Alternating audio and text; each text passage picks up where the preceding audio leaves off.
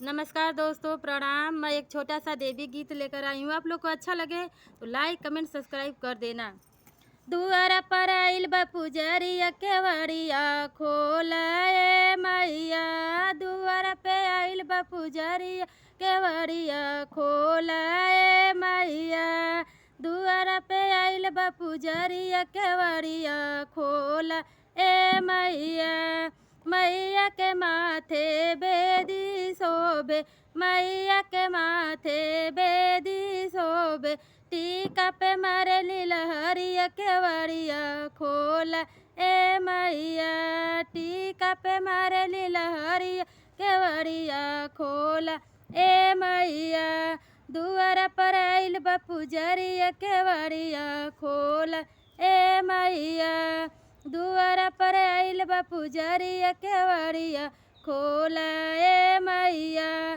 काने मैया जी के झुमका शोभे, काने मैया जी के झुमका शोभे। नथिया पर मारे लीलहरिया केवड़िया खोल ए मैया। नथिया पे मारे लीलहरिया केवड़िया खोल ए मैया। दुआरा पर आइल बा पुजरिया केवड़िया खोल ए मैया। दुआरा पर आइल बा पुजरिया केवड़िया खोल ए मैया। हाथे मैया जी के चूड़ी शोभे, हाथे मैया जी के चूड़ी शोभे।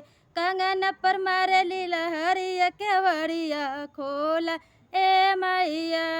कंगन पे मारे लीलहरिया केवड़िया खोल ए मैया।